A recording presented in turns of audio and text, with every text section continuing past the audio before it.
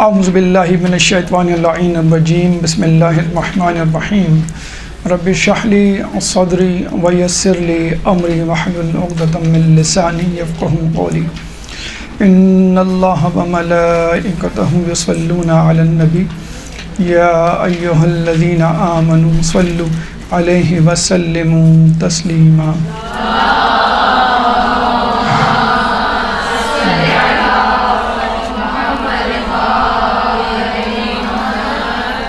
اللہ تعالیٰ کے شکر گزار ہیں کہ اس نے ہمیں اشرف المخلوقات بنایا، اور اس کے بعد شکر اس بات کا کہ اس نے ہمیں مسلمان گھرانے میں پیدا کیا، اور سب سے بڑھ کر شکر اس بات کا کہ اس نے ولایت علی جیسی نعمت سے ہمیں بہرہ مند فرمایا۔ مولا کا قول ہے کہ جب میں خدا سے بات کرنا چاہتا ہوں تو نماز پڑھتا ہوں، اور جب میں چاہتا ہوں کہ خدا مجھ سے بات کرے تو میں قرآن پڑھتا ہوں۔ اسی طرح چوتھے امام سید الساجدین حضرت علی بن ابی اللہم صلی علیہ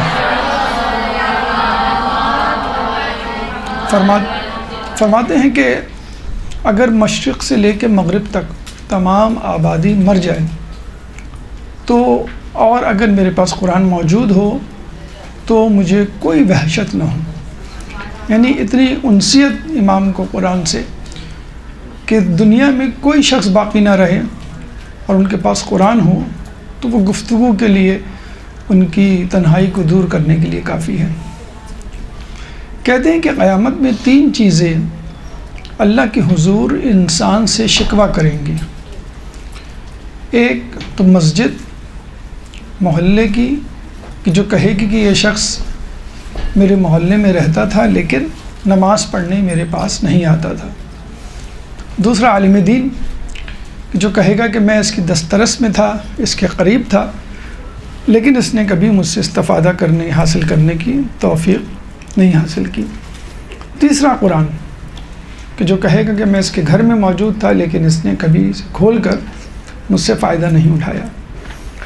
اور بڑے افسوس کے ساتھ کہنا پڑتا ہے کہ یہی وہ کتاب ہے کہ جو خط کی صورت میں اللہ تعالیٰ نے اپنے بندے کو بھیجی ہے، اور حمد و مونس کی صورت میں اس کی تنہائی دور کرنے کے لیے موجود ہے، اور اللہ کی اس اتنی بڑی نعمت کو جو ثقلین میں سے ایک ثقل ہے، گھر میں موجود ہونے کے باوجود ہماری بے توجہی کا شکار ہے۔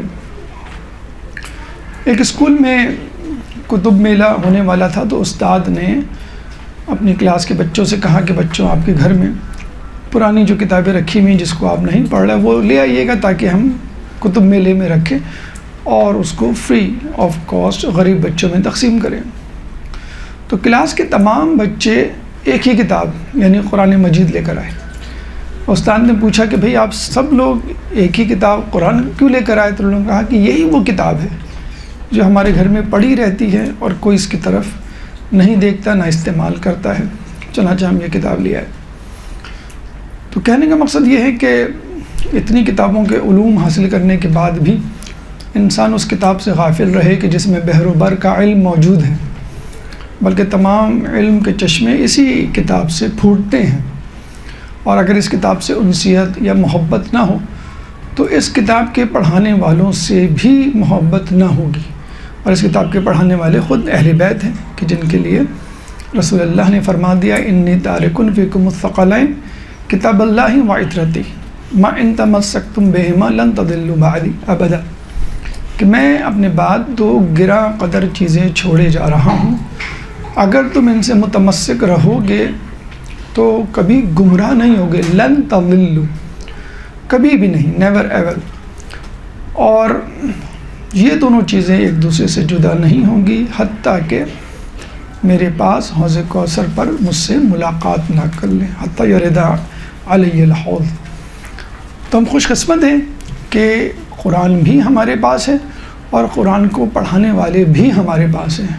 اوروں کے پاس قرآن تو ہو سکتا ہے لیکن قرآن کو پڑھانے والے ان کے پاس موجود نہیں۔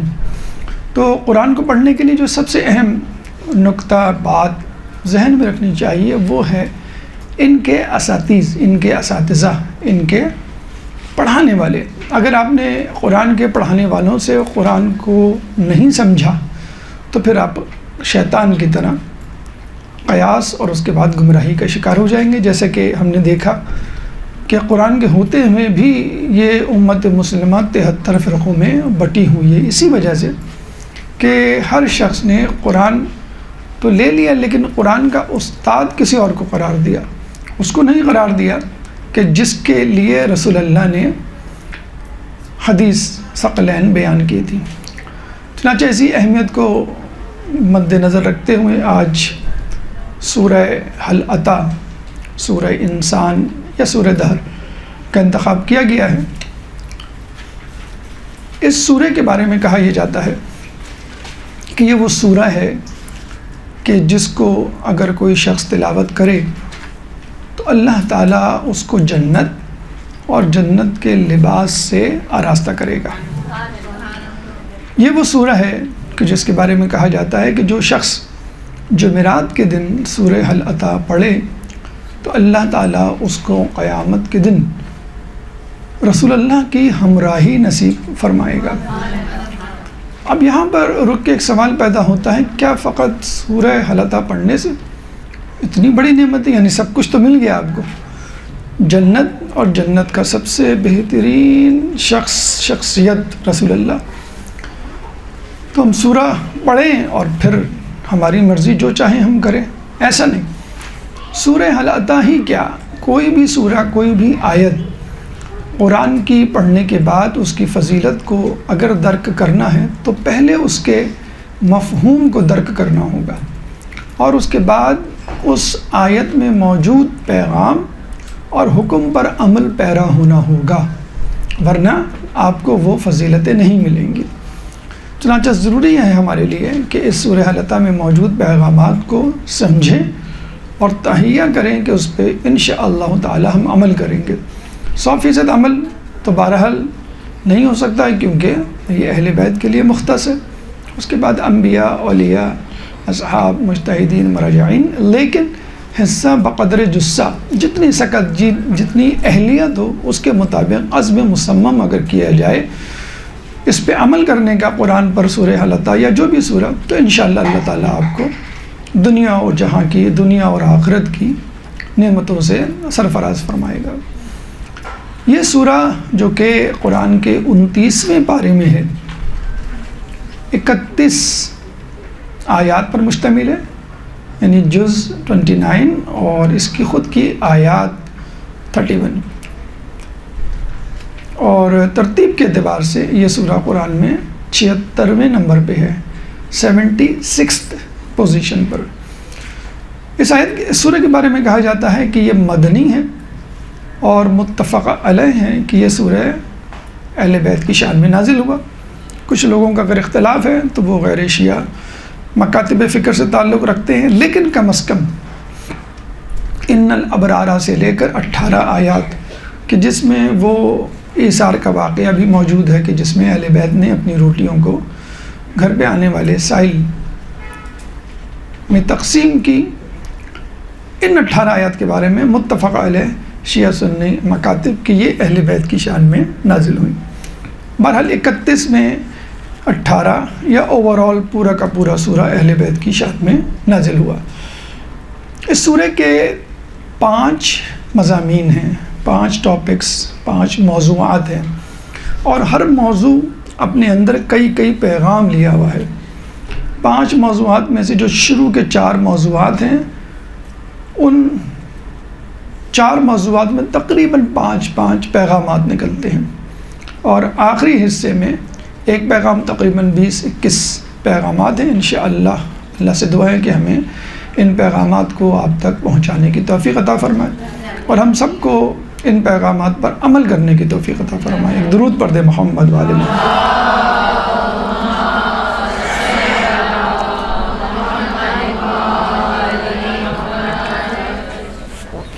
سب سے پہلے تو اس سورہ کا نام حل عطا بھی ہے، انسان بھی ہے اور دہر بھی ہے. بسم اللہ الرحمن الرحیم. حل عطا علی الانسان حین من الدہر لم یکن شیئا مذکورا. کیا انسان پہ کوئی ایسا وقت نہیں گزرا کہ وہ دنیا میں کوئی خاص قابل ذکر شے تھا ہی نہیں، بلکہ کوئی قابل ذکر شے تھا ہی نہیں. تو حل عطا بھی آ گیا، لفظ انسان بھی آ گیا اور دہر بھی آ گیا.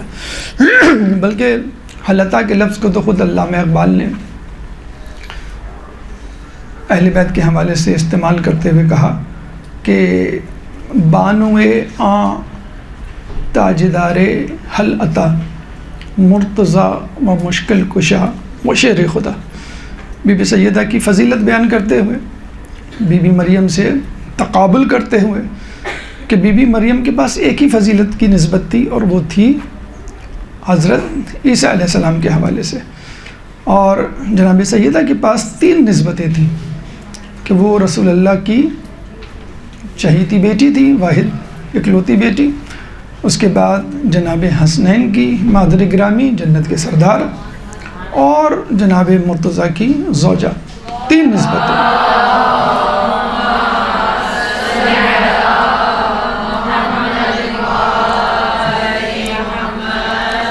یہاں پہ اہل بیت کے تاج، اہل بیت کے سردار کو تاجدار حل عطا قرار دیا ہے کہ حل عطا کا تاج ان کے سر پر موجود ہے جناب مرتضیٰ کے. تو یہ بھی ایک دلیل کہ سورہ حل عطا اہل بیت کی شان میں نازل ہوئی. پہلا موضوع خلقت انسان. اس موضوع میں مزید پیغامات تقریباً 5 کہ انسان کی خلقت کیسے ہوئی، کیوں ہوئی، اور کن مراحل سے اسے گزرنا ہے، کہاں پہنچے گا اور کس حالت میں ہوگا.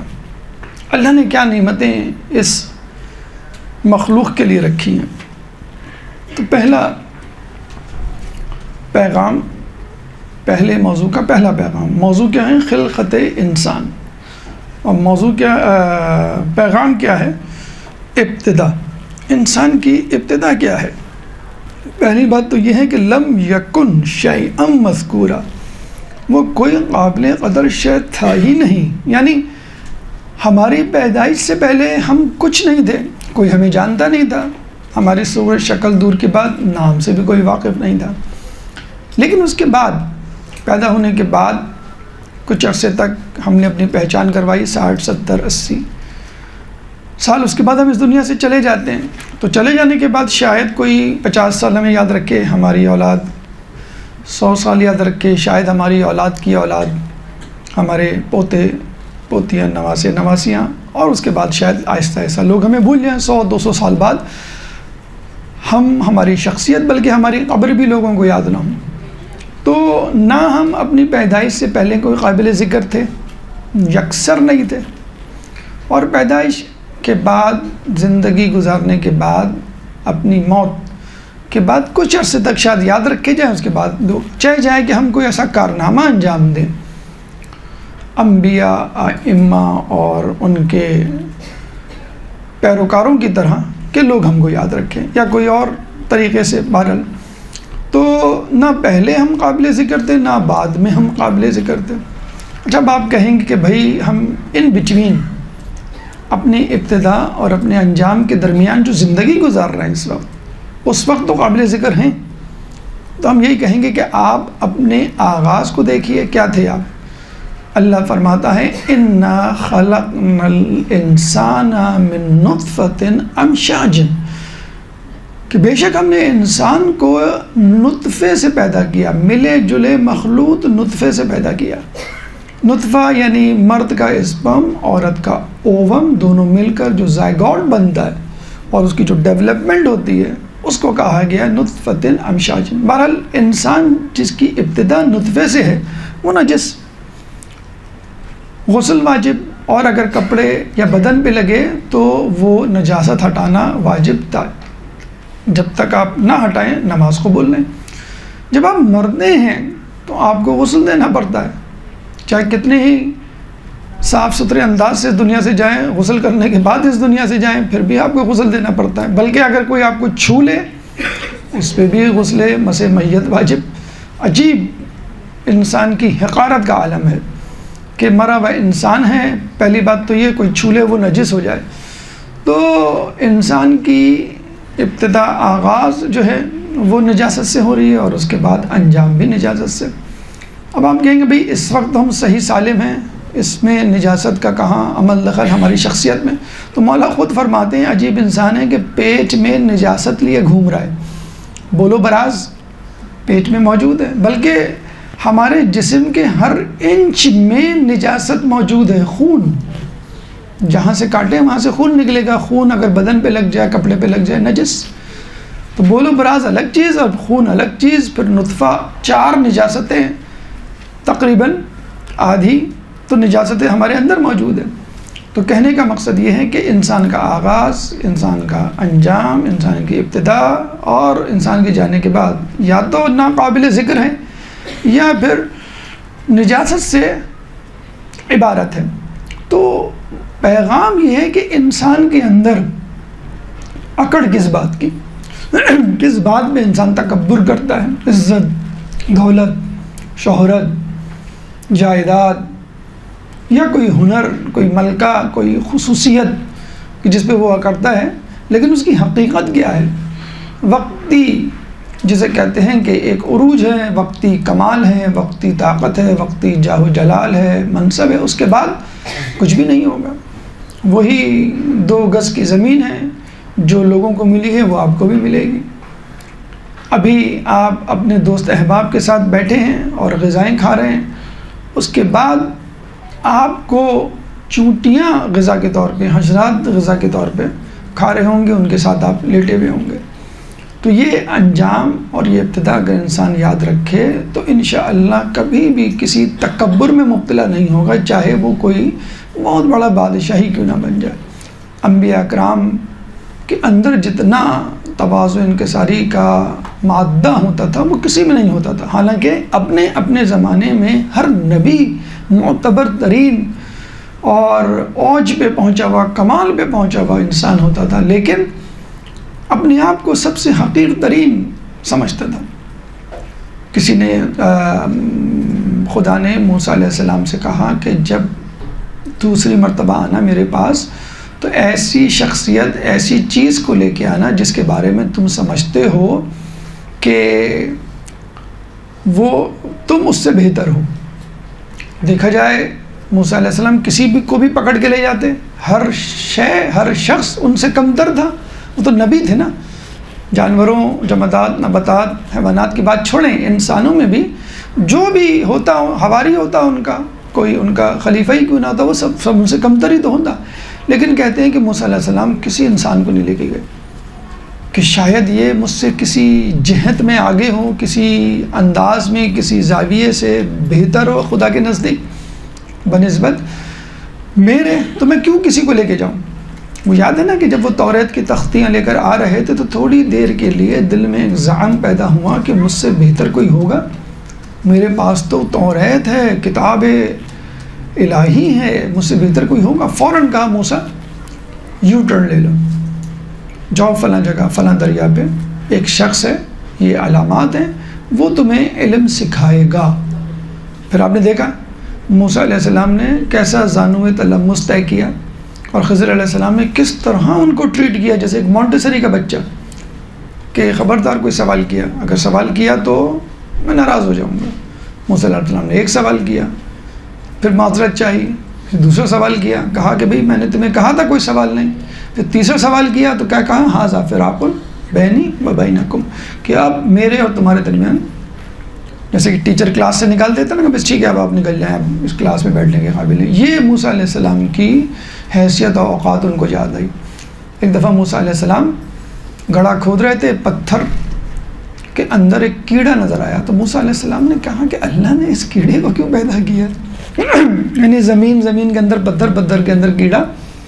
تو اللہ نے کہا کہ پھر اللہ سے پوچھا کہ اللہ مجھے بتا تو نے اس کیڑے کو پیدا ہی کیوں کیا، یعنی کیا اس کی افادیت، چھوٹا سا تھوڑا سا نقطۂ برکت ہو، کیڑا ہے۔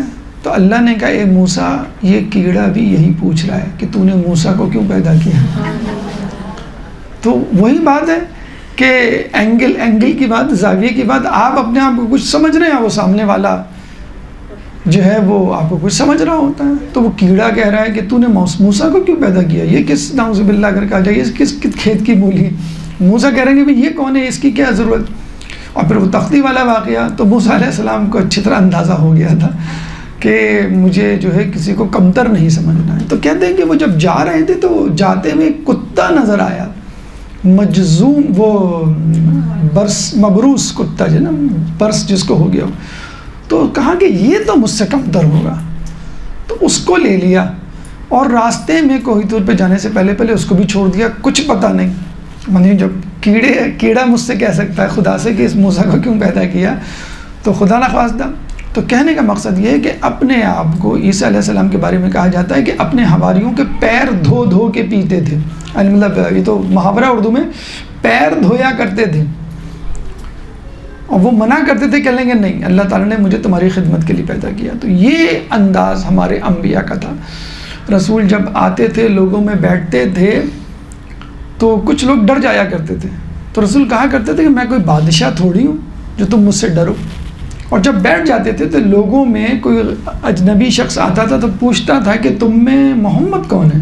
یعنی اتنا گھل مل جاتے تھے, لباس, نشست و برخاست کے حوالے سے, نہ کوئی جگہ کوئی خاص معین کہ وہاں بیٹھیں کہ لگے کہ ہاں بھی یہ بیچ میں بیٹھے ہیں, دیوار سے ٹک لگا کے بیٹھے ہیں, تکیے پہ جھک کے بیٹھے ہیں. تو تم میں سے محمد کون ہے, تو بتایا جاتا تھا کہ یہ محمد ہے.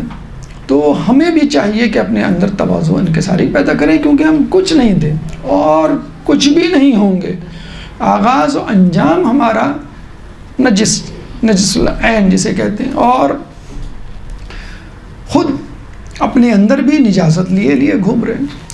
اس کے بعد اللہ تعالیٰ فرماتا ہے نبتلیہا انا خلقنا الانسان من نطفۃ امشاج نبتلیہ, کہ ہم تمہیں آزمائیں گے. یہ دوسرا پیغام. موضوع پہلا کیا ہے, خلقت انسان, پہلا پیغام ابتدا, جس کا آخر یہ ہے کہ انکساری اختیار کریں. دوسرا پیغام نبتلیہ, کہ ہم تمہیں آزمائیں گے.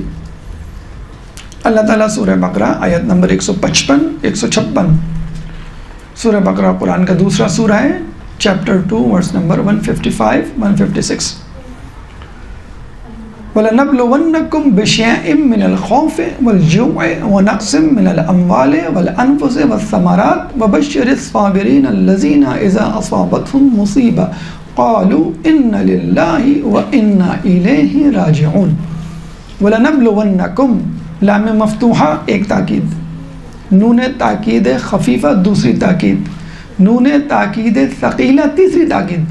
انگلش میں ہم کہتے ہیں you should do it. Should ایک تاکید, ایمفیسائز کرنے والا ایک ورڈ. پھر ہم کہتے ہیں یو مسٹ ڈو اٹ, تم کو یہ ضرور کرنا چاہیے. اس کے بعد سپرلیٹو یا تھرڈ ڈگری کی تاکید انگلش میں بھی نہیں ہے, لیکن عربی میں ہے, کہ وسیع زبان ہے.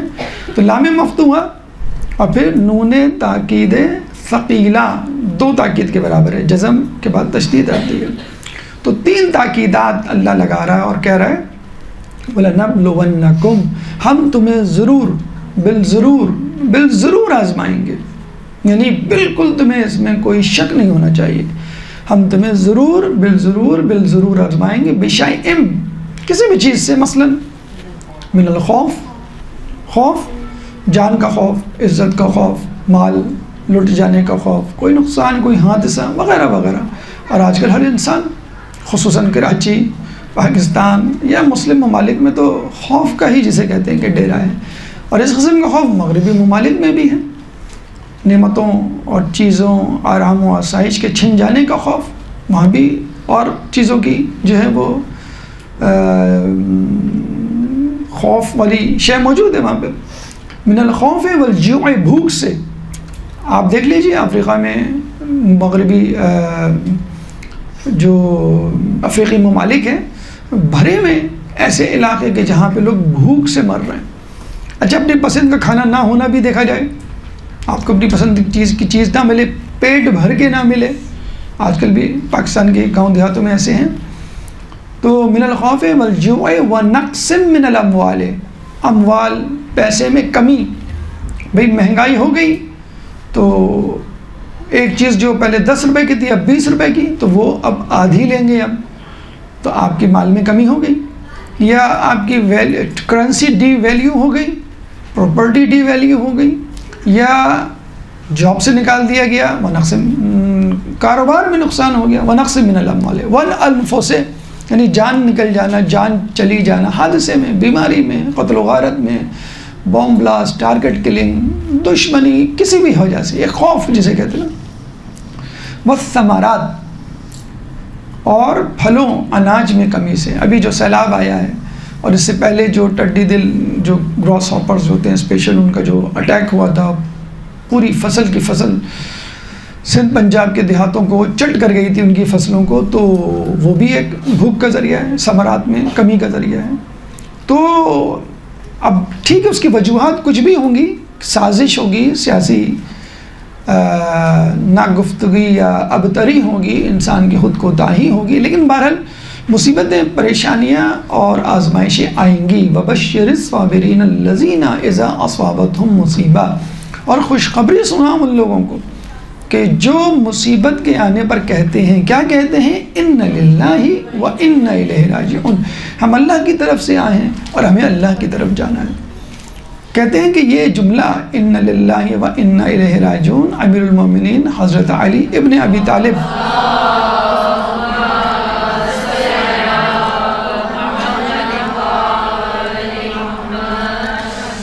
کا تھا کہ جب وہ کوئی موت کی خبر سنتے، کسی حادثے کی، کوئی افسوسناک واقعے کی، تو کہا کرتے تھے کہ ہم اللہ کی طرف سے آئے ہیں، ہمیں اللہ کی طرف جانا ہے۔ تو اللہ کو یہ جملہ اتنا پسند آیا کہ اس نے اس جملے کو قرآن کی زینت بنا دیا۔ تو جو قرآن کی آیات پر عمل کریں انہیں اصحاب کہتے ہیں، اور جن کے الفاظ قرآن کی زینت بن جائیں ان کو اہل بیت کہتے ہیں۔ اللہم صلی علی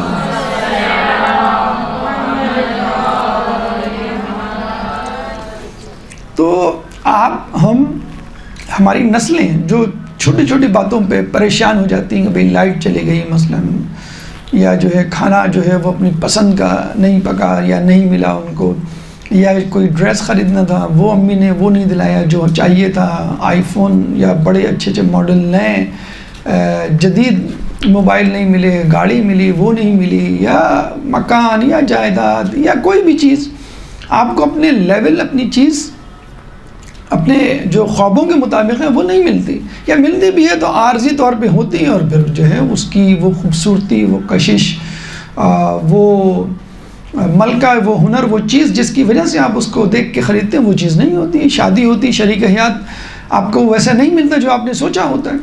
تو کہنے کا مقصد یہ ہے کہ کسی کو بھی اپنے حساب سے زندگی نہیں ملی۔ اگر آپ بادشاہ سے بھی پوچھیں نا، اب امریکہ، اسرائیل، یا بڑے بڑے ملک جنہوں نے خود پوری دنیا میں طوفان بدتمیزی مچایا ہے نا، تو ان سے بھی پوچھیں تو یہ بھی کہیں گے کہ دنیا ہمارے حساب سے نہیں چل رہی۔ تو جب دنیا کے طاقتور ممالک کے طاقتور حکمران بھی پریشان ہے کہ دنیا ہمارے حساب سے نہیں چل رہی، تو آپ کے اور میرے حساب سے کیا چلے گی؟ چھٹے امام نے ایک دفعہ فرمایا کہ دیکھو، محال چیزوں کی تمنا نہ کرو۔ تو لوگوں نے کہا یہ کیسے ممکن ہے کہ ایک آدمی محال یعنی ناممکن چیزوں کی تمنا کرے؟ تو امام نے فرمایا کیا تم اس دنیا میں آرام و سکون کی تمنا نہیں کرتے؟ کہ ہاں کرتے تو ہیں۔ کہ دنیا میں آرام و سکون کہاں؟ آرام و سکون تو جنت میں۔ تو کہنے کا مقصد یہ ہے کہ آرام و سکون کیا ہے کہ اگر آپ جوان سے پوچھیں، بچے سے پوچھیں، بوڑھے سے پوچھیں، ہر کوئی یہ کہے گا نہیں زندگی گزری 80%، 50%، 20%، ہمیں یہ نہیں ملا، ہمیں وہ نہیں ملا۔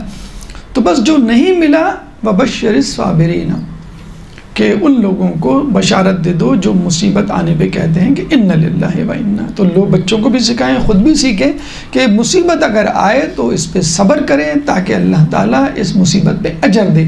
شکوہ شکایت کی تو پھر جو اجر ملنا تھا، مصیبت تو اپنے وقت پر جائے گی، بیماری ہو، فقر و فاقہ ہو، کوئی حادثے کی وجہ سے کوئی نقصان پہنچے، کاروباری نقصان ہو، کچھ بھی ہو، وہ اپنے وقت پہ آ کے چلا جائے گا۔ اگر آپ نے اس دوران صبر کا مظاہرہ کیا تو ٹھیک، نہیں کیا تو پھر آپ کو بھگتنی تو ہے اس بیماری کو، اس سچویشن کو، اس مصیبت کو، لیکن اجر نہیں ملے گا۔ اس کے علاوہ سورہ مومنون آیت نمبر 115، سورہ مومنون قرآن کا 23واں سورہ ہے، چیپٹر 23، ورس نمبر 115۔ افحسبتم انما خلقناکم عبثا، کیا تم نے سمجھ رکھا ہے کہ ہم نے تمہیں عبث پیدا کیا، ایسے ہی خواہ، وہ کسی نے شعر بنا لیا ہے کہ یہ وطن تمہارا ہے، ہمیں خواہ مخواہ اس میں، تو وہ تم نے یہ سمجھ رکھا ہے کہ ہم نے تمہیں خواہ مخواہ پیدا کیا ہے، وَأَنَّكُمْ إِلَيْنَا لَا تُرْجَعُونَ، اور تم اس کی طرف دوبارہ پلٹائے نہیں جاؤ گے۔ تو آپ کا ایک مقصد ہے زندگی میں جسے کہتے ہیں کہ آنے کا، اور وہ ہے آزمائشیں، ان آزمائشوں پہ اللہ کی اطاعت اور صبر۔ اس وقت پوری دنیا میں کاؤنسلنگ کا ایک طوفان آیا ہوا ہے، سائیکالوجسٹ ہوا کرتے تھے، پھر اس کے بعد سائیکیٹرسٹ، اس کے بعد پھر کاؤنسلر، پھر NLP، پھر کیا اس وقت اسپریچول کاؤنسلنگ کا ایک فیشن آیا ہوا ہے کہ لوگ جو ہے اسپریچول کاؤنسلنگ کرتے ہیں، یعنی وہ یہ کہتے ہیں کہ جو عام کاؤنسلر ہیں، جو عام لائف کوچز ہیں، سائیکالوجسٹ، سائیکیٹرسٹ ہیں، وہ یہ کہتے ہیں کہ بھائی جو دنیا میں ہو رہا ہے اس میں آپ اپنی جگہ کیسے بنائیں، کامیاب کیسے ہوں، یہ ہے لائف کوچنگ۔ اور اسپریچول کاؤنسلر یعنی روحانی مشیر آپ کا، وہ کیا کہتا ہے؟ وہ کہتا ہے کہ جو آپ کے اندر کی آواز ہے وہ آپ سنیں، چاہے آپ کو نفع ہو کہ نقصان ہو، اس میں سکون مل رہا ہے، مثلا لوگوں کو دینے میں سکون مل رہا ہے، آپ کو لوگوں کی مدد کرنے میں، لوگوں پر خرچ کرنے میں، تو ٹھیک ہے آپ یہ کریں۔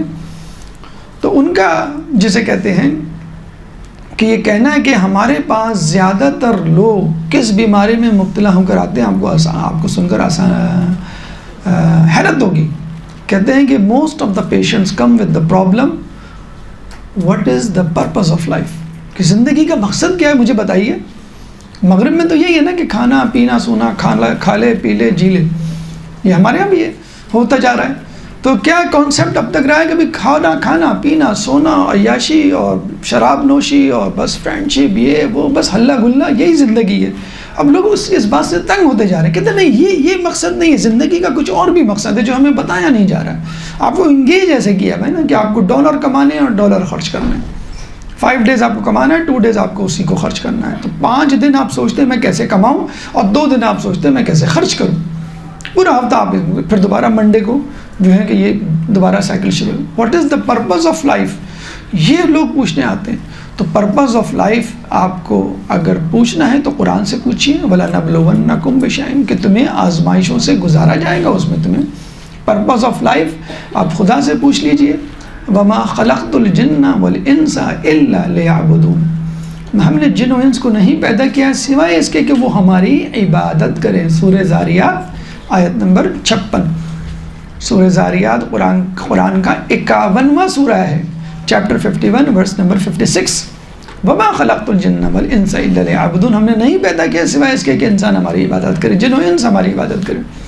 اس کا جواب کیا ہونا چاہیے، رسپانس کیا ہونا چاہیے انسان کا؟ اِنَّ صَلَاتِي وَنُسُكِي وَمَحْيَايَ وَمَمَاتِي لِلَّهِ رَبِّ الْعَالَمِينَ۔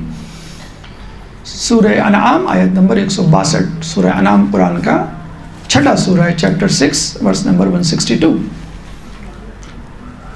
اِنَّ صَلَاتِي، میری نماز، وَنُسُكِي، میری قربانی، وَمَحْيَايَ، میری زندگی، وَمَمَاتِي، میری موت، لِلَّهِ رَبِّ الْعَالَمِينَ، اللہ کے لیے۔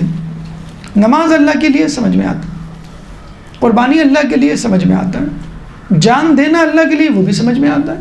آپ نے جہاد کیا، آپ کی جان چلی گئی، ایک مشکل کاز کے لیے، حق کی آواز بلند کرنے کے لیے کھڑے ہوئے آپ کو مار دیا جاتا ہے، یہ بھی سمجھ میں آتا ہے۔ لیکن وَمَحْيَايَ، میری زندگی تیرے لیے، یہ ایک دقت طلب بات ہے، سمجھنے والی بات ہے، سب سے مشکل امر یہی ہے۔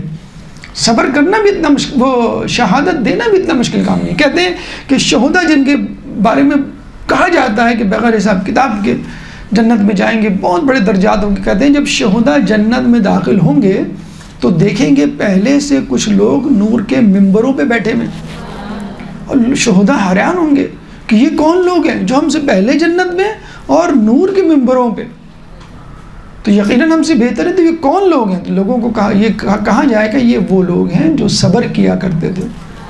شہداء کہیں گے بھئی تو کیا ہوا، ہم نے بھی تو جان دینے پہ صبر کیا، ہمیں تکلیف ہوئی، ہمیں زخم لگا، ہمارا سر قلم ہوا، تشدد ہوا، ہم اس دنیا سے گئے، ہم نے اپنی جان دی، تو یہ بھی تو صبر ہے۔ تو کہا جائے گا کہ تم نے ایک مرتبہ صبر کیا، جب تمہاری جان چلی گئی تو صبر ختم ہو گیا، لیکن ان لوگوں نے روزانہ صبر کیا، ان کی روزانہ جان جاتی تھی اور روزانہ صبح زندہ ہوتے تھے، پھر روزانہ جان جاتی تھی، روزانہ صبح. کچھ لوگ کہتے ہیں نا زندگی سے موت بہتر ہے، تو وہ روزانہ مر رہے ہوتے ہیں، پھر روزانہ جی رہے ہوتے ہیں. یہ ہے زندگی. اگر ہم کہتے ہیں کہ بھئی انسان اللہ ہمیں موت دیتے، یہ تو بہت آسان کام ہے. زندگی میں جینا مشکل ہے، مرنا بہت آسان ہے. یا یوں کہہ لیجئے کہ جب آپ زندگی گزارتے ہیں لوگوں میں رہ کر، وہ اصل کام ہے. مسجد میں رہنا، مصلی پہ کھڑے ہونا، مجلس میں بیٹھنا، یہ بھی اتنا مشکل کام نہیں ہے. مصلی اٹھانے سے مصلی بچھانا تک کی جو زندگی ہے، مسجد سے نکلنے سے مسجد میں داخل ہونے تک کی جو زندگی ہے، مدرسے میں جانے سے مدرسے میں آنے تک کا جو پورا ہفتہ ہے، جو لوگوں کے درمیان آپ کو گزارنا ہے، وہ ہے اصل زندگی. بات بات پہ آپ کو صبر کرنا ہے. مجلس، مدرسہ، مسجد، یہاں تو آپ کے مطلب کی باتیں ہو رہی ہیں. آپ کے مطلب کے لوگ ہیں، نیک ہیں، باحجاب ہیں، بارش ہیں، عبادت گزار ہیں، سچ بولنے والے ہیں، ہمدردی کرنے والے ہیں. لیکن جب آپ اپنے اپنے مقامات پر پہنچیں گے، جو دین سے نفرت کرتے ہیں، جو سچ سے نفرت کرتے ہیں، عبادت سے منہ چراتے ہیں، اور ان کے درمیان کبھی وہ گھر میں موجود ہوتے ہیں، کبھی وہ پڑوس میں موجود ہوتے ہیں، کبھی وہ رشتہ داروں میں موجود ہوتے ہیں، لیکن آپ پھر بھی ان کو دیکھ کے مسکراتے ہیں، پھر بھی ان کی کڑوی کسیلی باتوں کو سن کر چپ ہو جاتے ہیں. یہ ہے اصل زندگی، یہ ہے صبر، جس کا ثواب شہداء سے بھی زیادہ ہے. تو افحسبتم انما خلقناکم عبثا وانکم الینا لا ترجعون. کیوں سمجھ رکھا ہے کہ اللہ تعالیٰ نے تمہیں کوئی نہ کوئی مقصد ہے جس کے لیے پیدا کیا گیا. اور یہ وہی مقصد ہے کہ جب آج مغربی دنیا اس مقصد کو تلاش کرنے کے لیے اپنے کاؤنسلر، اپنے سائیکالوجسٹ، اپنے ماہر نفسیات کے پاس جا رہی ہے کہ زندگی کا مقصد کیا ہے، جس مقصد پہ ہمیں لگایا گیا وہ مقصد نہیں ہے. اللہ تعالیٰ سورہ کے پہلے موضوع خلقت انسان میں جو دوسرا پیغام دیتا ہے وہ ہے نبتلی ہے، ہم تمہیں آزمائیں گے. اب ایک انسان یہ کہہ سکتا ہے کہ بھئی آزمائیں گے تو یہ تو بڑی مشکل ہو گئی، اب پتہ نہیں ہم اس آزمائش میں پورا اترے نہ اتریں، اس امتحان کو کامیابی سے عبور کریں کہ نہیں کریں، اگر ہمیں ناکامی ہوئی تو کیا ہوگا. تو کہنے کا مقصد یہ ہے کہ اگر ناکامی ہوئی تو یہ آپ کی اپنی وجہ سے ہوگا، خدا کی طرف سے. خدا نے پورا اہتمام کیا ہے کہ آپ کامیاب ہوں. کیوں؟ اللہ فوراً فرماتا ہے، یہ اس کا تیسرا پیغام اس پہلے موضوع کا، کہ نبتلی کے بعد اللہ تعالیٰ فرماتا ہے فَجَعَلْنَاهُ سَمِيعًا بَصِيرًا، بس ہم نے تمہیں سننے والا اور دیکھنے والا بنایا. یعنی اللہ نے آپ کو ایسی طاقتیں، قوتیں عطا فرمائیں کہ جس سے آپ کسی بھی شے، کسی امر، کسی حادثے، کسی بھی شخص، کسی بھی بات کو دیکھ کر، سن کر اینالائز کر سکتے ہیں، تحلیل، تجزیہ کر سکتے ہیں. اور پھر عقل بھی دی. یہ تو مثال کے طور پہ کہا ہے سمیعاً بصیرہ، سننے والا اور دیکھنے والا بنایا، کیونکہ یہ دو حصے ایسی ہیں جو سب سے زیادہ استعمال ہوتی ہیں. اور نمبر 1 فور فرنٹ پہ دنیا کو سمجھنے کے لیے سب سے پہلے آپ ان دو چیزوں کو استعمال کرتے ہیں، دیکھنے کو اور سننے کو. اس کے بعد عقل کا نمبر آتا ہے، اس کے بعد تمام حواس خمسہ کا نمبر آتا ہے. تو اللہ تعالیٰ نے آپ کو سمیعاً بصیرہ، سمیع اور بصیر بنایا کہ آپ دیکھیں، سنیں، سمجھیں، تجزیہ کریں اور پھر فیصلہ کریں کہ کیا صحیح ہے، کیا غلط ہے. اور صرف یہی نہیں، ہم دیکھتے ہیں کہ کچھ لوگوں کے پاس آنکھیں اور کان ہوتے ہیں پھر بھی بہک جاتے ہیں. تو اللہ تعالیٰ نے ایک اور انتظام کیا جو انبیاء کی صورت میں، ائمہ کی صورت میں اللہ فرماتا ہے انا ہدیناہ السبیل، ہم نے تمہاری رہنمائی صراط مستقیم کی طرف کر دی. یعنی ایک تو عقل و شعور دیا ہے، اس کو ہم کہتے ہیں کہ ان بلڈ سافٹ ویئر. آپ کی موبائل میں ان بلڈ سافٹ ویئر ہوتا ہے نا، اس کے بعد جو باہر کے سگنلز ہیں، باہر کی کیلکولیشن ہے، یعنی اس کے اندر کیلکولیٹر موجود ہوگا تو یہ کام کر کے آپ کو بتائے گا نا. اور جب تک آپ کیلکولیٹ کرنے کے لیے نمبرز نہیں لکھیں گے یہ کام نہیں کرے گا. اسی طرح اس میں جو ہے وہ فوٹو کھینچنے کے لیے، اسنیپ کھینچنے کے لیے کیمرہ موجود ہے، لیکن جب تک آپ اس کو استعمال نہیں کریں، کوئی منظر سامنے نہیں ہوگا، یا یوں کہہ لیجئے کہ اندھیرا ہوگا تو فائدہ نہیں. تو ایک تو آپ کو آنکھیں چاہیے ہوتی ہیں اور ایک آپ کو روشنی بھی چاہیے ہوتی ہے. آنکھیں آپ کا ان بلڈ سافٹ ویئر ہے، اور روشنی باہر کی جو ہے وہ ضرورت ہے کہ جب تک روشنی نہیں ہوگی آپ دیکھیں گے کیسے. تو اللہ تعالیٰ نے سمیعاً بصیرہ کی صورت میں آپ کو سمیع اور بصیر بنایا. اس کے بعد اِنَّا هَدَيْنَاهُ السَّبِيلَ، ہم نے تمہیں راہ دکھا دی کتاب دے کر، ہم نے تمہیں راہ دکھا دی رسول بھیج کر، یا اس کے بعد ائمہ بھیج کر، کتاب اور کتاب کا استاد. تو داخلی حوالے سے وہ بھی ضروریات پوری کر دی، دیکھنے والا، سننے والا، سمجھنے والا. پھر اعضاء جوارح میں طاقت رکھی کہ عبادت کر سکیں، روزہ رکھ سکیں، حج کی صعوبتیں برداشت کر سکیں.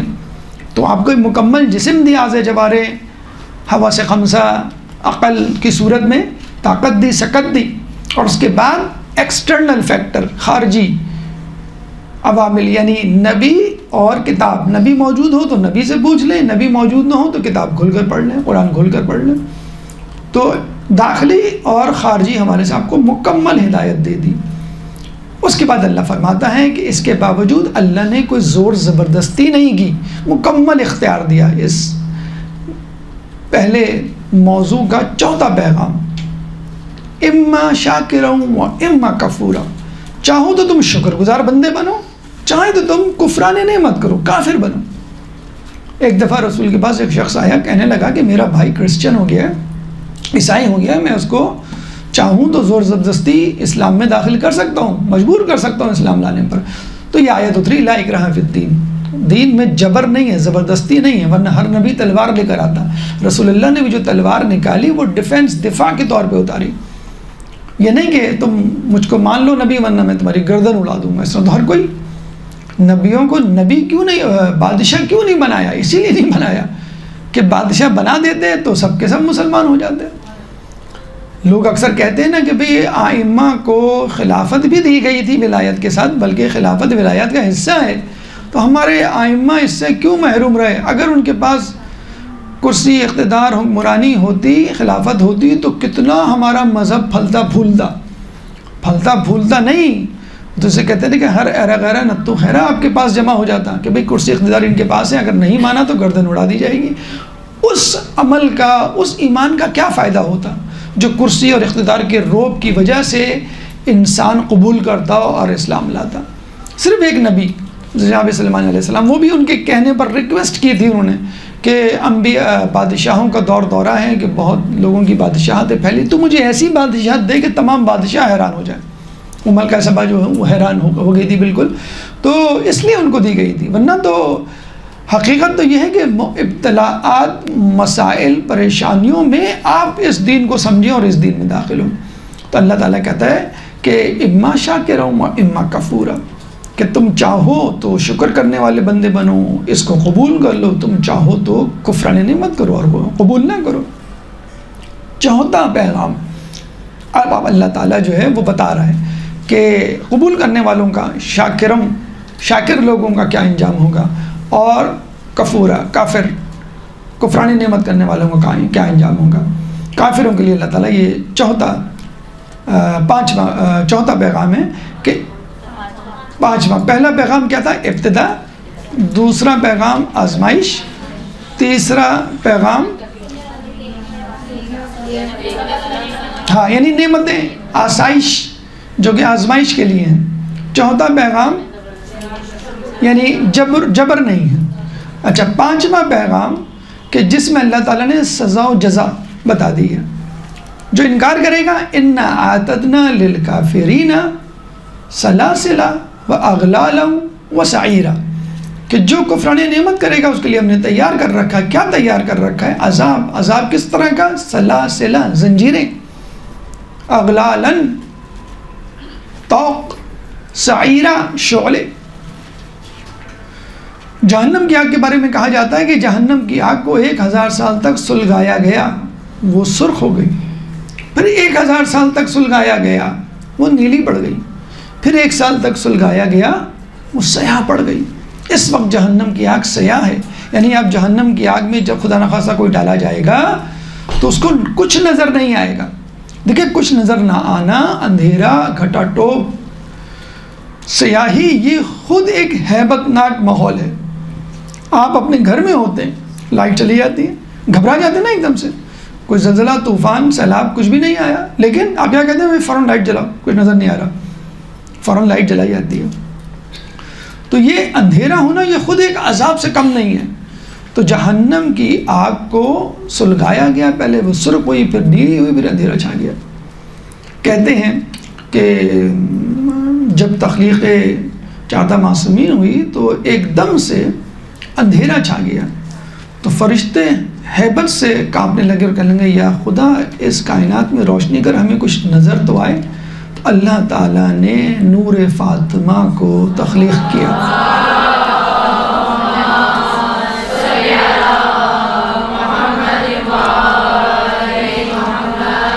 جس سے کائنات میں روشنی ہوئی اور لوگوں کو صبر آیا۔ تو جہنم کی آگ ایک اپنا عذاب اور خود اندھیرا ایک دوسرا عذاب، کہ کیا شدت ہوگی اس آگ کی۔ کہا یہ جاتا ہے کہ جہنم کی آگ میں جلنے والے کو اگر دنیا کی آگ میں ڈال دیا جائے تو وہ سکون سے سو جائے، یعنی اے سی کے برابر ہے، ایئر کنڈیشنر کے برابر ہے دنیا کی آگ جہنم میں جلنے والے آدمی کے سامنے۔ یہ اے سی کے جو آپ انگلی ڈالیں تو آپ پریشان ہو جائیں، چولہے کے قریب کھڑے ہوں تو آپ پریشان ہو جائیں۔ اچھا یہ بھی نہیں معلوم کہ یہ چولہے کی آگ یا لکڑی کی آگ سے تقابل کیا جا رہا ہے جہنم کی آگ کو، یا اس آگ سے جو کہ سینٹر آف دا ارتھ، مرکز ارض، دنیا کے مرکز میں ہے۔ دنیا کے مرکز کا ٹیمپریچر آپ کو معلوم ہے کتنا ہے؟ 3000 degree centigrade, 3000 degree centigrade temperature ہے۔ تو کچھ نہیں معلوم کہ شاید اس سے کمپیئر کیا گیا ہو، لیکن جس سے بھی کمپیئر کیا گیا ہو آپ اندازہ لگا لیں۔ کہتے ہیں کہ ہمارے یہاں دنیا کی آگ میں چیز جل کے خاکستر ہو جاتی ہے۔ انسان کا جسم جب جل جاتا ہے تو پھر اس پہ اثر نہیں ہوتا کسی چیز کو، نرو اینڈنگز، پین، سینسٹیو نروز وہ بھی جل جاتی ہیں۔ جہنم میں جب آپ کی کھال جل جائے گی، کسی کی کھال جل جائے گی تو اس کھال کو اتارا جائے گا، پھر نئے سرے سے کھال کو چڑھایا جائے گا تاکہ اس کو مزید تازہ اور شدت سے تکلیف محسوس ہو۔ یہ نہیں کہ اس کو عادت پڑ جائے گی کہ مجھے تو عادت ہو گئی جلنے کی۔ اور کہہ دیں گے جہنمیوں کے جسم کو طول و عرض میں بڑھا دیا جائے گا کہ گردن سے لے کے کندھے تک کا فاصلہ 3 دن کا، تاکہ جتنا بڑا جسم ہوگا اس کو جتنی زیادہ تکلیف ہوگی اتنا بڑا ایریا جو ہے وہ سفر کرے گا۔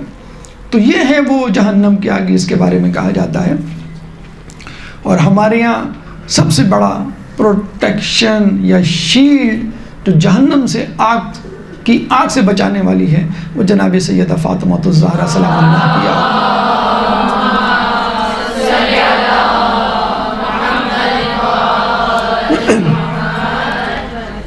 اس کے بعد نیک لوگوں کی جزا، سزا کا تذکرہ ہو گیا۔ جزا کا ان الابرار یشربون من کاس کان مزاجھا کافورا، اور نیک لوگ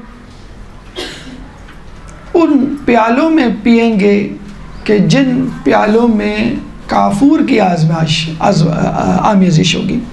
کافور جو لذت وغیرہ کے لیے کسی پکوان میں ڈالا جاتا ہے، اور یہ کسی چیز کا امتزاج یا اس کی زیادتی اس لیے کی جاتی ہے کہ تاکہ 2 قسم کے ٹیسٹ جمع ہو جائیں۔ ہم خود اپنے علاقوں میں پیتے ہیں، لمکا ڈرنک پیتے ہیں، جب تک لیمو نہ ہو تو وہ لمکا نہیں کہلائے گا۔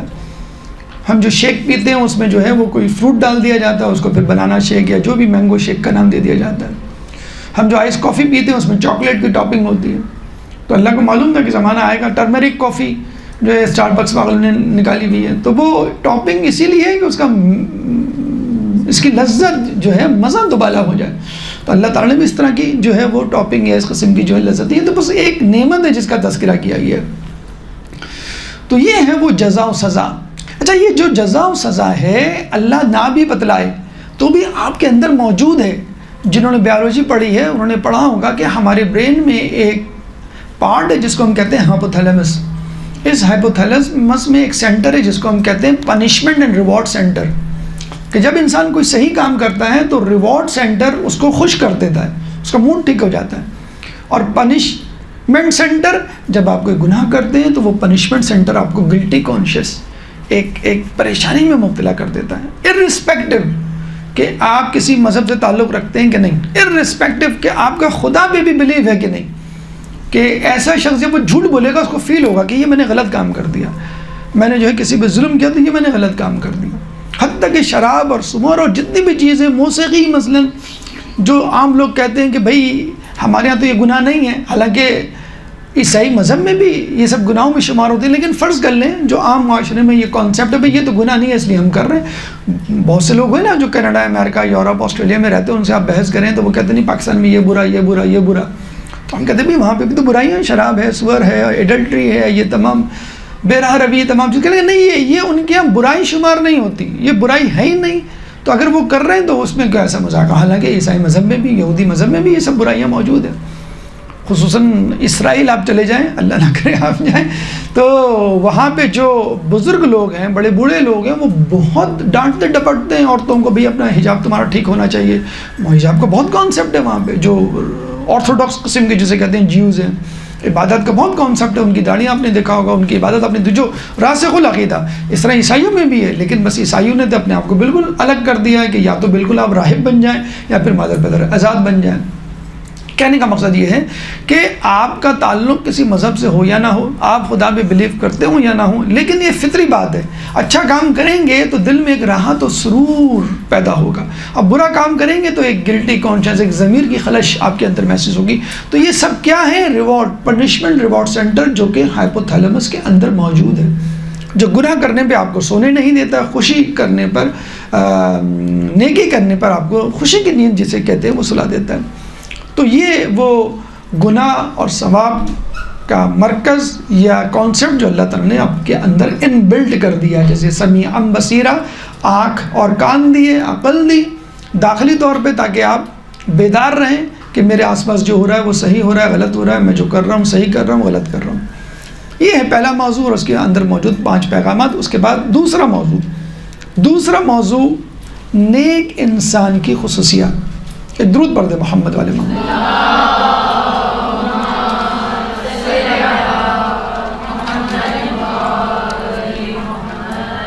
اللہ تعالیٰ 7ویں، 8ویں اور 9ویں 7، 8 اور 9 ورسز آیات میں نیک انسانوں کی خصوصیات بتلا رہا ہے، اور ان خصوصیات میں وہ واقعہ بھی مذکور ہے، اس کی طرف اشارہ ہے کہ جس میں کہا جاتا ہے کہ ایک دفعہ رسول اصحاب کے ساتھ اہل بیت کے گھر جاتے ہیں تو پتہ چلتا ہے کہ جناب حسن حسین بیمار ہیں، بلکہ ان کی عیادت کے لیے جاتے ہیں، تو وہ جناب سیدہ اور علی مرتضیٰ سے کہتے ہیں کہ تم دونوں جو ہیں کوئی نظر مان لو تاکہ تمہارے بچے ٹھیک ہو جائیں۔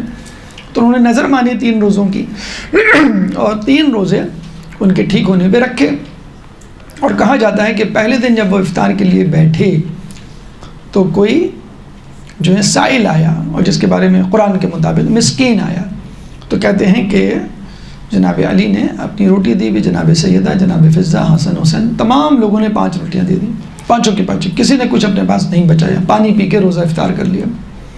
دوسرے دن یتیم آیا تو پھر مولا علی نے پھر جناب سیدہ، جناب فضہ، حسن حسین 5 روٹیاں جو ہے اس یتیم کو دے دیں۔ اس کے بعد تیسرے دن تیسری مرتبہ پھر ایک اسیر آیا، قیدی، اس کو بھی 5 نے اپنی روٹیاں دے دیں۔ تو اس پہ اللہ تعالیٰ نے یہاں پہ یہ آیت جو ابھی آ رہی ہے اس ٹکڑے میں وہ اتاری۔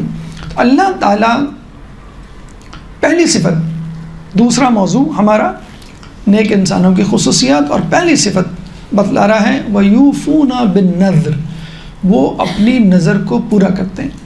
نظر یعنی جب آپ باقاعدہ طور پہ صیغہ پڑھتے ہیں اور یہ اللہ سے عہد کرتے ہیں، وعدہ کرتے ہیں، مثلاً میں امتحان میں پاس ہو گیا تو 2 رکعت نفل پڑھوں گا، میرا فلاں کام ہو گیا تو میں 3 روزے رکھوں گا مثلاً۔ تو پہلی بات تو یہ ہے کہ یہ وہ لوگ، نیک لوگوں کی خصوصیت یہ ہے کہ وہ اپنی نظر کو پورا کرتے ہیں۔ اچھا، ایک تو یہ نظر جو واجب ہے، جو کرنی ہے، ایک یعنی ایسا وعدہ، ایسا عہد جو آپ اللہ سے کرتے ہیں جو آپ کو پورا کرنا ہے۔ اگر آپ غور کریں تو ہم سب نے عالم ذر میں اللہ سے ایک وعدہ کیا تھا۔ عالم ذر کیا ہے؟ ہماری اس دنیا، اس پیدائش سے پہلے ہم ذرات کی شکل میں تھے، تو اللہ تعالیٰ نے آدم سے لے کے خاتم سے لے کے قیامت تک آنے والے تمام انسانوں کو ذروں، ایٹم، خلیوں کی صورت میں جمع کیا اور پوچھا الستُ بربکم، تو انہوں نے کہا قالوا بلا شاہدنا، کیوں نہیں، کیا میں تمہارا رب نہیں ہوں؟ کہا کیوں نہیں، آپ ہمارے رب ہیں۔ اللہ تعالیٰ نے ان تمام ذرات سے اپنی توحید، رسول کی رسالت اور علی کی ولایت کا عہد و پیمان لیا، اور پھر اس کے بعد اس دنیا میں بھیجا. اچھا یہ بھی ہمیں ملتا ہے کہ اللہ تعالیٰ نے اس عہد و پیمان کو کاغذ پہ لکھوایا، جس فرشتے سے لکھوایا اسی فرشتے کے منہ میں یہ کاغذ جس پہ لکھوایا گیا عہد و پیمان اور لوگوں کے نام، اس کے منہ میں ڈال دیا، اور پھر اس فرشتے کو پتھر بنا کر زمین پر بھیجا. اب وہ حجر اسود کی صورت میں خانہ کعبہ میں نصب ہے. پہلے سفید تھا لیکن لوگوں کے گناہوں کی وجہ سے اب سیاہ بن چکا. جو لوگ حج پہ جاتے ہیں تو ایک خاص دعا ہے کہ جو ذکر ہے جو وہ حجر اسود کے سامنے کھڑے ہو کے پڑھتے ہیں، اس میں اس وعدے کا، اس نظر کا جسے کہتے ہیں کہ تذکرہ موجود ہے. اور قرآن میں سورہ بنی اسرائیل آیت نمبر 85 میں یہ تذکرہ موجود ہے اس عالم زر میں لیے گئے عہد کا. سورہ بنی اسرائیل قرآن کا 70واں سورہ ہے، چیپٹر 17 ورس نمبر 85. الست بربکم قالوا بلا شاہدنا. تو یہ وہ پہلا دور حیات ہے. انسان پر 6 ادوار حیات گزرتے ہیں، گزریں گے.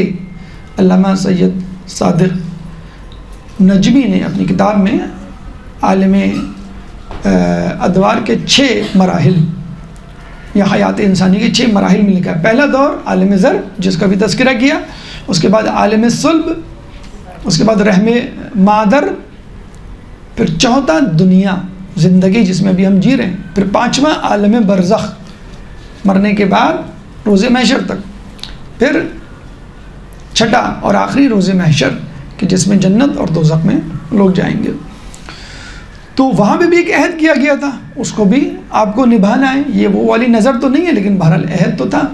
تو یوفون بالنذر، نیک انسانوں کی پہلی خصوصیت یہ ہے کہ وہ اپنی نظر کو پورا کرتے ہیں. نمبر 2، یخافون یومن کان شرہ مستطیرا. نمبر 2، دوسرا پیغام، دوسرے موضوع کا دوسرا پیغام کہ وہ ڈرتے ہیں اس دن سے کہ جس کا شر، جس کا نقصان، جس کی ہیبت، جس کا خوف پھیلا ہوا ہے. مستطیرا. دیکھیں نیک کام کرنا آسان ہے، گناہوں سے بچنا بھی آسان ہے، لیکن ڈرتے ڈرتے زندگی گزارنا یہ بڑا مشکل کام ہے.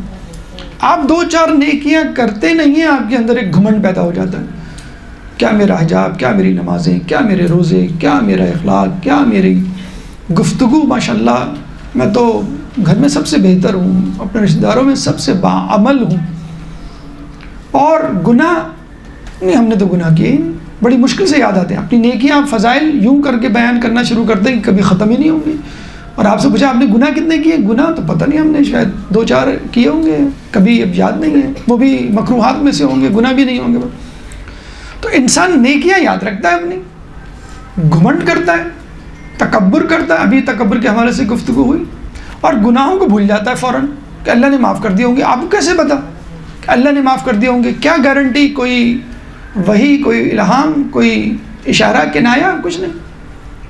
تو نیکی کرنے والے فوراً کے فوراً گھمنڈ میں مبتلا ہو جاتے ہیں، اور گناہ کرنے والے بالکل بے فکر ہو جاتے ہیں کہ بھئی ہم نے تو گناہ کیا نہیں، اگر کیا بھی ہے تو اللہ نے معاف کر دیا ہوگا. مولا فرماتے ہیں کہ وہ گناہ جس کے بعد تمہیں ندامت ہو اس نیکی سے بہتر ہے کہ جس کے بعد تمہیں تکبر ہو جائے. تو گناہ کے بعد گناہ کرنا اچھا نہیں ہے، گناہ کے بعد جو ندامت ہوتی ہے وہ بہت بہترین چیز ہے. نیکی بری نہیں ہے، نیکی کے بعد جو گھمنڈ ہوتا ہے، تکبر ہوتا ہے، وہ بری چیز ہے. لیکن موسیٰ علیہ السلام کے اندر ایک زعم، گناہ نہیں زعم آیا کہ میں سب سے بڑی شخصیت، میں سب سے بڑا عالم، میں سب سے بڑا، یہ کیڑا میرے سامنے کیا حقیقت رکھتا ہے. تو اللہ تعالیٰ نے بتا دیا کہ ابھی تمہاری کیا حیثیت ہے. تو تکبر، زعم ان کو بھی نہیں کرنا چاہیے جو کر سکتے ہیں اپنے ارد گرد کے لوگوں کو ذہن میں رکھتے ہوئے. تو یخافون یومن، اس دن سے ڈرتے ہیں کہ جس دن کا خوف. تو یہ تو آیت نیک لوگوں کے لیے تو ہے، لیکن نیک لوگوں میں، ابرار میں جو رول ماڈلز ہیں ان کو مخاطب کرتے ہوئے اللہ تعالیٰ نے یہ آیت اتاری. یعنی ان آیات کا جو مخاطب ہیں وہ اہل بیت ہیں فرسٹ، کہ وہ اپنی نظر کو پوری کرتے ہیں جو نظر انہوں نے مانی تھی جناب حسنان کے حوالے سے. یخافون، ڈرتے ہیں. ان کا کیا ڈرنا، ان کی ڈرنے کی کیا تک بنتی ہے؟ وہ تو نیکیاں ہی کرتے تھے، اور نیکیاں ظاہر سی بات ہے جب کرتے تھے تکبر نہیں کرتے تھے، اور گناہ تو کرتے ہی نہیں تھے. اس کے باوجود استغفار کرتے تھے، وہ بھی ڈر رہے ہیں، تو پھر ہمیں تو بدرجہ اولا جسے کہتے ہیں کہ ڈرنا چاہیے۔ رسول استغفار کرتے تھے، دن میں 25 مرتبہ استغفار کرتے تھے، تو ہمیں کیوں نہیں کرنا چاہیے؟ اچھا، اکثر لوگ کہتے ہیں کہ بھائی یہ اسلام بڑا مشکل ہے، واجبات ہیں، مستحبات ہیں، پتہ نہیں کیا کیا مسائل، یہ کرو وہ کرو، بڑا مشکل مذہب ہے۔ پہلی بات تو یہ ہے کہ اسلام میں نہ کرنے کے زیادہ نمبر ہیں، کرنے کے کم نمبر ہیں۔ تقوی جو ہم کہتے ہیں نا، اتنا لفظ بڑا استعمال، تقوی کیا ہے؟ وقع یقی کے مادے سے ہے بچنا، گناہوں سے بچنا، یہ کہتے ہیں بڑا ضروری ہے، نیکی سے بھی زیادہ ضروری ہے۔ کیوں؟ جب آپ گناہوں سے بچیں گے تو آپ کے اندر ایک خلا پیدا ہوگا۔ جب آدمی کوئی کام نہیں کرے گا تو ادھر ادھر دیکھے گا میں کیا کروں، تو فوراً اس کو نیکیاں گھیر لیں گی، اس کا خود بخود جی چاہے گا۔ ایک ویکیوم جب کریٹ ہوتا ہے تو آس پاس جو چیز ہوتی ہے اس ویکیوم میں آ جاتی ہیں فوراً۔ تو اصل چیز ہے گناہوں سے بچنا، جو ہم لوگ اگنور کر دیتے ہیں۔ نیکیوں پہ تو بڑا زور ہوگا کہ نماز پڑھنی، یہ کرنا وہ کرنا وہ کرنا۔ گناہ جو نیکیوں کو واش آؤٹ کر رہے ہیں، کلین کر رہے ہیں، ڈیلیٹ کر رہے ہیں، اس کا ہوش ہی نہیں ہے آپ کو۔ تو گناہوں پہ فوکس کریں، گناہ نہیں ہونے پائیں، باقی چیزیں۔ بھائی مولانا نے پوچھا تھا نا کہ ہم رمضان کو پائیں تو کیا کریں، تو رسول نے کیا کہا؟ گناہوں سے بچو۔ خضر علیہ السلام سے پوچھا گیا کہ آپ کو اللہ نے اتنا بڑا رتبہ کیسے دیا، یعنی آپ موسیٰ علیہ السلام کے استاد، کیا کہا انہوں نے؟ گناہوں سے بچنے کی سبب۔ تو گناہوں سے بچنا ہی کیا؟ خوف، یعنی گناہوں سے بچنے کا بہترین طریقہ ہے کہ اپنے اندر خوف پیدا کرے۔ اور جیسے میں نے ابھی آپ کو کہا کہ لوگ اکثر پوچھتے ہیں کہ ہمیں کوئی ایسی چیز بتائیں جس سے ہمیں وہ ہو کہ بیٹھے بٹھائے جنت مل جائے اور کچھ کرنا نہ پڑے۔ تو ایک طریقہ ہے جس میں آپ کو بیٹھے بٹھائے جنت مل جائے گی۔ کیا طریقہ ہے وہ؟ خوف الہی اپنے اندر پیدا کریں۔ پوری کی پوری جنت ملے گی صرف خوف الہی میں پاس ہونے پر، کوئی کام نہیں، صرف خوف الہی۔ کیسے؟ سورہ رحمان آیت نمبر 46۔ سورہ رحمان قرآن کا 55واں سورہ ہے، چیپٹر 55 ورس نمبر 46۔ وَلِمَنْ خَافَ مَقَامَ رَبِّهِ جنتان، تثنیہ کا صیغہ ہے، عربی میں واحد ہوتا ہے، تثنیہ ہوتا ہے اور جمع ہوتا ہے۔ جنتان، دو جنتیں، وَلِمَنْ خَافَ مَقَامَ رَبِّهِ جنتان، جو اپنے رب کے سامنے کھڑے ہونے سے ڈرا، اس کے لیے دو جنتیں۔ ایک شخص آیا رسول کے پاس اور کہنے لگا کہ کیا میرا حساب سب کے سامنے ہوگا؟ میرے گناہوں کو سب کے سامنے آشکار کیا جائے گا، سب کے سامنے بتلایا جائے گا، نام اعمال کھلائے؟ رسول نے کہا، چیخ ماری اور مر گیا، اس خوف اور اس شرمندگی کے مارے کہ میں سب کے سامنے، اپنے بیوی بچوں کے سامنے، دوست احباب کے سامنے، پڑوس احباب رشتہ داروں کے سامنے، جاننے والوں کے سامنے حساب دوں گا کہ اور میں نے کیا کیا کیا، یہ اللہ بتلائے گا۔ تو اس خوف سے، اس پریشانی سے، اس وقت کو یاد کر کے جو ہے اپنی روح اللہ کے حوالے کر دیں۔ تو وَلِمَنْ خَافَ مَقَامَ رَبِّهِ جنتان، جو اللہ کے حضور کھڑے ہونے سے ڈرے گا، اس کے لیے دو جنتیں۔ یعنی جو آپ نیک اعمال کریں گے اور گناہوں سے بچیں گے، اس کے لیے جنت تو ہے، لیکن آپ اپنے اندر خوف الہی رکھتے ہوئے زندگی گزاریں گے، نیکیاں کریں گے اور گناہوں کی بات توبہ کریں گے، اس کے لیے ایک الگ جنت، یعنی buy one get one free. ایک برگر خریدیں، دوسرا برگر فری۔ لوگ کیا کہتے ہیں؟ دوسرا برگر دے دیں۔ کیوں دے دیں بھائی؟ پیسے دیں گے نا، آپ نے تو خود تو کہا ہے گیٹ ون فری، تو دوسرا برگر تو فری ہے نا۔ کہیں گے نہیں، پہلے کے پیسے دو پھر دوسرا فری ملے گا۔ تب آپ یہ نہیں سمجھیے گا بھائی مولانا صاحب نے ہمیں بتا دیا جنت فری، جو ہے آپ خوف میں مبتلا ہوں بس جنت مل گئی آپ کو، بس اب نماز روزہ سب چھوڑ دیں آپ۔ وہ کہتے ہیں نا کہ وہ صراط مستقیم، وہ پل صراط پہ ایک صاحب نماز روزہ کچھ بھی نہیں کرتے تھے، کہ بھائی کیوں نہیں کرتے؟ کہیں گے میں تو ویسے ہی چلا جاؤں گا۔ کہ کیسے چلے جائیں گے بھائی؟ پل صراط پہ فرشتہ کھڑا ہوگا، وہ پوچھے گا کون ہو، کہاں سے آئے ہو؟ تو میں کہتا ہوں میں جعفری ہوں، تو فرشتہ مجھ سے کہے گا جا فری، تو فری میں چلا جا، تو اس سے کہ کوئی حساب کتاب نہیں۔ ہم کہتے ہیں نا وہ پولیس والا مل جائے، کہاں سے ہے بھائی؟ میں فلاں کا بندہ ہوں، اچھا اچھا چلو جائیں فری، آپ کے لیے کچھ نہیں۔ تو کچھ لوگوں کو یہ زعم ہے بھی ہم جعفری ہیں یا ہم جو ہے مولا کے ماننے والے، مولا کے ماننے والے، وہ تو زیادہ حساب کتاب ہوگا بھائی۔ آپ اپنے مولا کے جو ہے وہ افکار، نظریات اور اعمال کی جھلک تو دکھائیں، وہ تو ہونی چاہیے آپ میں۔ تو بہرحال تو وَلِمَنْ خَافَ مَقَامَ رَبِّهِ جنتان، جو اپنے رب کے سامنے کھڑا ہونے سے ڈرا، اس کے لیے دو جنتیں، ایک تو وہ کمپلسری مینڈیٹری ہمارے ہوتے ہیں نا کمپلسری سبجیکٹس اور آپشنل سبجیکٹس، تو یہ جنت آپشنل ہے، آپ کو ویسے ہی مل جائے گی. کسی سے لڑائی ہوئی، اپنے جو آپ کو دیا جائے گا شریک حیات پارٹنر کا، میں اپنی دوسری جنت میں جا رہی ہوں.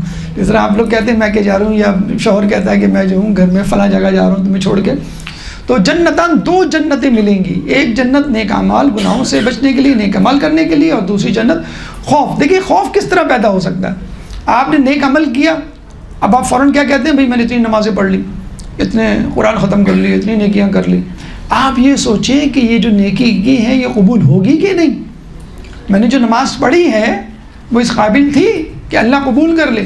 جب نیکیاں کریں تو کیا ذہن میں لائیں، پتہ نہیں یہ قبول ہوئی کہ نہیں. نمبر 1. نمبر 2، جب گناہ کریں اور گناہ کے بعد انشاءاللہ توبہ تو ضرور کریں گے، تو آپ یہ ذہن میں لائیں پتہ نہیں یہ گناہ معاف ہوا ہوگا کہ نہیں، اللہ نے میری توبہ قبول کی ہوگی کہ نہیں.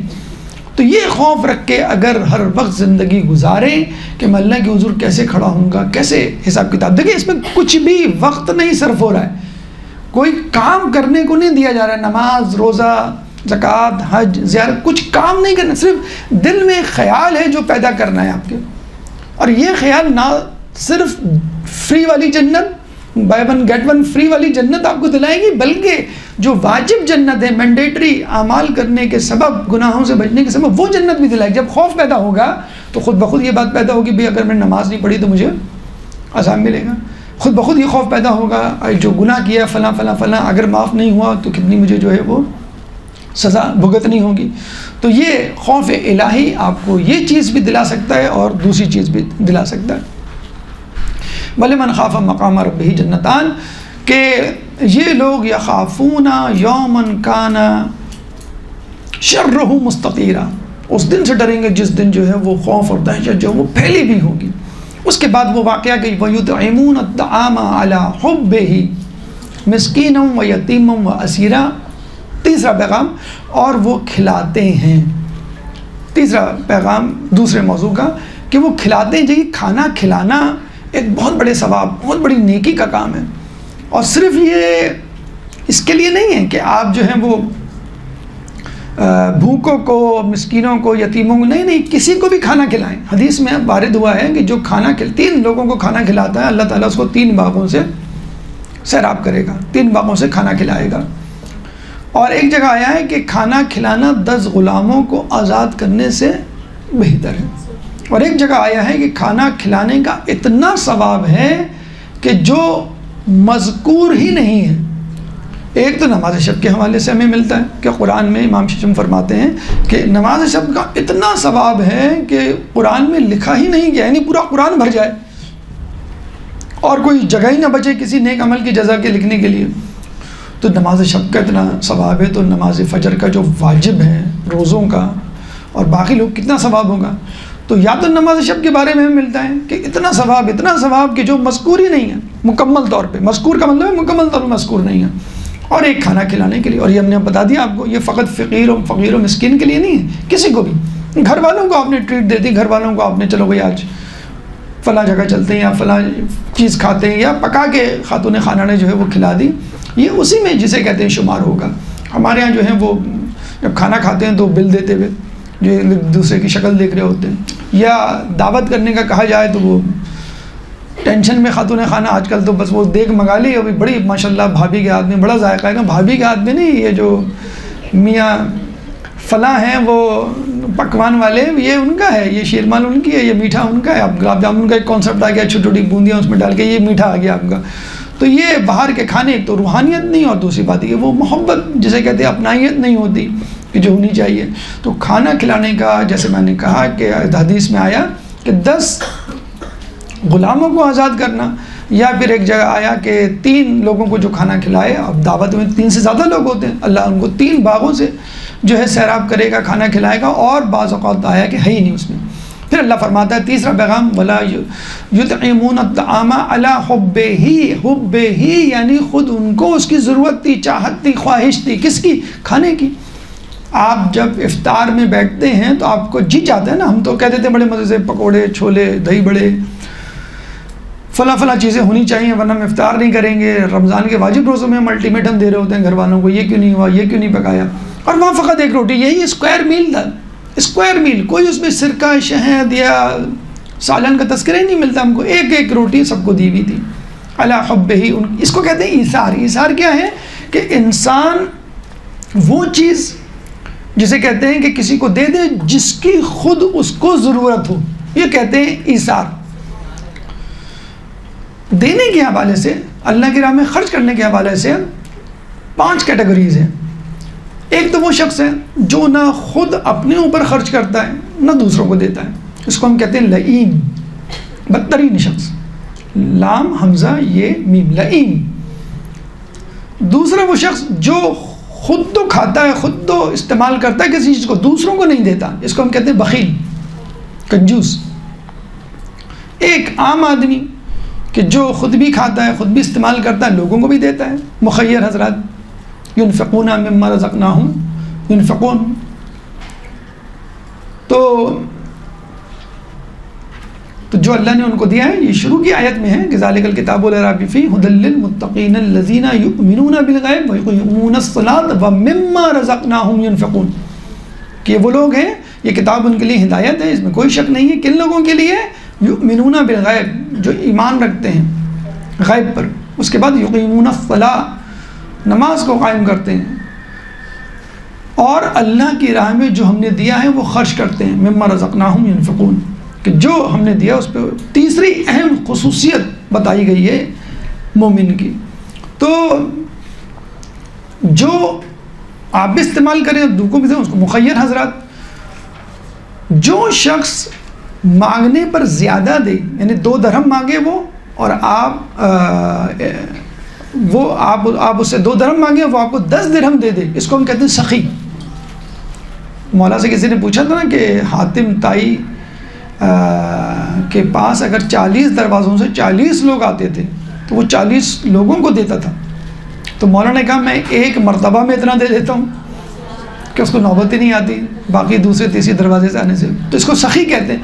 جو بن مانگے دے، اکثر ہم بچوں کو مانگنے سے پہلے دے دیتے ہیں، بتا دیتے ہیں ہم آپ کو یہ لائیں گے، یہ تحفہ دیں گے، اس کو ہم کہتے ہیں کریم۔ اللہ کا ایک نام کریم بھی ہے۔ اور ایک ہوتا ہے ایثار کرنے والا، مؤثر آپ کہہ سکتے ہیں، فاعل، اس میں فاعل کہ ایثار کرنے والا، یعنی جو چیز آپ کو ضرورت ہو وہی چیز آپ کسی کو دے دیں، اور یہ بہت بڑا کام ہے۔ کریم تو چلیے ٹھیک ہے کہ آپ نے بن مانگے دے دیا، لیکن ہو سکتا ہے آپ کے پاس وہ چیز موجود ہو۔ سخی بھی ٹھیک ہے، آپ نے دے دیا، ٹھیک ہے، آپ کے پاس آ رہا ہے، آپ دیتے جا رہے ہیں، لیکن یہ جو ایثار ہے نا، آپ کو اس چیز کی ضرورت تھی اور وہی دے دی آپ نے، اب چاہے وہ ایک روٹی کیوں نہ ہو، یہ بہت بڑا کمال ہے، جس چیز کی آپ کو ضرورت تھی۔ تو کہتے ہیں کہ جنگ احد میں ایک صحابی آخری سانسیں لے رہے تھے، تو پیاسے تھے، تو کوئی شخص آیا ان کے پاس پانی لے کر، تو انہوں نے کہا یہ جو سامنے یہ شخص تڑپ رہا ہے، اس کو پہلے پانی دو۔ ایک اور صحابی تڑپ رہے تھے، آخری سانسیں لے رہے تھے، تو ان کو پانی دینے کے لیے یہ گیا، یہ وہ شخص، تو ان صحابی نے کہا نہیں، جو سامنے ایک اور شخص جو تڑپ رہا ہے ان کو پانی دو، یہ جام کنی کی حالت میں۔ اس کے پاس گئے تو تیسرا شخص داعی اجل کو لبیک کہہ چکا تھا، جام شہادت نوش فرما چکا تھا۔ ابھی شخص بھاگا بھاگا پانی کا پیالہ لے کر دوسرے شخص کے پاس آئے جو زخمی حالت میں تھے، صحابی، وہ دم توڑ چکے تھے، جام شہادت نوش فرما چکے تھے۔ وہ دوڑا دوڑا پہلے شخص کے پاس آیا تو وہ بھی جام شہادت نوش فرما چکے تھے۔ تو اس پانی کی تینوں کو ضرورت تھی، اور تینوں نے ایک دوسرے کے پاس جو ہے وہ، ایک دفعہ رسول کے پاس ایک کھانا کسی نے بھیجا تھا، تو رسول نے کسی دوسرے کو بھیجا، اس نے کسی دوسرے کو بھیجا، اس نے تیسروں کو بھیجا، اور پھر 7 لوگوں سے ہوتا ہوا خود رسول کے گھر میں واپس آئے۔ تو اس طرح ہوتا تھا۔ مولا علی یاد نہیں ہے آخری وقت تھا کہ جناب سید سے کہا تم کچھ کھاؤ گی، بہت اصرار کیا، حالانکہ انہوں نے یہی کہا کرتے تھے کہ مجھے رسول نے منع کیا ہے کہ علی سے کچھ مانگنا مت، ہاں خود کچھ لے آئیں۔ ہمارے کیا ہوتا ہے کہ شوہر سے مانگو، اگر نہیں دے تو ہمیں بتاؤ، بہت ہے ہمارے پاس تم دینے کو، نہیں فون دلا رہا تم کو نئے ماڈل کا، ہم تمہیں دلائیں گے، اور بتانا اس کو دیکھو میں اپنے گھر سے لے کے۔ یہ اس طرح تو ہمارے یہاں ٹریننگ ہوتی ہے بچیوں کی، تو جھگڑا ہو جائے، آ جانا، تم ہم پہ بھاری نہیں ہو، ایک وقت کھانا ہم تمہیں دے سکتے ہیں 2 وقت کا۔ تو وہاں یہ کہا گیا تھا کہ علی سے کچھ مانگنا نہیں، ہاں خود کچھ لے آئیں۔ تو وہ کتنی انہوں نے ضد کی تھی، اصرار کیا تھا مولا نے، تو انہوں نے بتایا تھا ہاں انار کھانا ہے، اور جب انار لے کر آ رہے تھے تو ایک شخص مل گیا کہ مجھے انار کھلا دو، میں بھوکا ہوں۔ تو مولا علی نے انار کے 2 ٹکڑے کیے اور پورا انار اس کو کھلایا. ہم ہوتے تو شاید انار کھول کے 2-4 دانے اس کو دے کے، جو ہم ڈھونڈتے ہیں نا جیب میں سکے، تو وہ زرد رنگ کا نوٹ نکل آتا ہے، 20 کی بجائے کبھی 5000 کا بھی نکل آتا ہے، تو فوراً رکھتے ہیں اندر. کہنے لگا آدھا انار کھانے کے بعد کہنے لگا کہ مجھے اور کھانا ہے. اب آپ بتائیں مولا علی کی کیا حالت ہوئی ہوگی. بی بی نے اتنے عرصے کے بعد ایک چیز کی خواہش کی، اور وہ بھی اس پوری کی پوری اس فقیر کی جسے کہتے ہیں کہ نظر ہو گئی. لیکن بی بی بھی بہرحال وہ عام خاتون تھوڑی تھی. کہتے ہیں کہ جب مولا علی جب بھی جنگوں سے آتے تھے تو خالی ہاتھ گھر میں آتے تھے، سب لوگ مال غنیمت لے کر آتے تھے، اور یہ خالی ہاتھ. خیبر میں اتنا غنیمت تقسیم ہوا اور خیبر جیتی، بلکہ کوئی جنگ علی کے بغیر جیتی کہاں گئی ہے، کہ اس میں علی کو جو مال غنیمت، اچھا جو زیادہ بہادری دکھاتا تھا، پرفارمنس جیسا ہمارے مین آف دا میچ ہوتا ہے، اس کو سب سے ہمیں ملتا ہے نا، ایک مجموعی رقم تقسیم ہوتی ہے، اور ایک تو علی تو ہر جنگ کا مین آف دا میچ جسے کہتے ہیں. تو آج فائنل میچ ہو سکتا ہے آپ لوگوں کا ذہن جو ہے ہماری طرف ہو کہ نہیں ہو. بہرحال تو کہنے کا مقصد یہ ہے کہ لوگوں نے، خواتین نے آ کے بی بی کو تانا دیا تھا کہ تمہیں بڑا فخر ہے اپنے شوہر پہ کہ میرا شوہر مال غنیمت کے لیے نہیں لڑتا، جب آتا ہے تو خالی ہاتھ آتا ہے، حالانکہ سب سے زیادہ مال غنیمت کا حقدار ہوا کرتا تھا، ہوتا ہے وہ. آج ہم دیکھیں گے علی خالی ہاتھ کیسے آتے ہیں. ایک چادر ملی تھی جس میں 5 کلو سونا ٹکا ہوا تھا. وہ جب نکالا گیا، اس کو تولا گیا، 5 کلو سونا، اور بہت علی گیا حق میں، حصے میں سب زیادہ آیا. کہتے ہیں علی اس جگہ، اس علاقے سے گزرے جو علاقہ مشہور تھا بیواؤں اور یتیموں کا. تمام خیبر کا مال غنیمت اس راستے میں تقسیم کر دیا. اور جب بی بی نے مولا کو خالی ہاتھ آتے دیکھا تو سجدے میں گر گئی کہ علی اگر آج آپ کچھ لے آتے تو مدینے کی عورتوں کے سامنے میں شرمندہ ہوتی. ہمارے یہاں اللہم صلی علی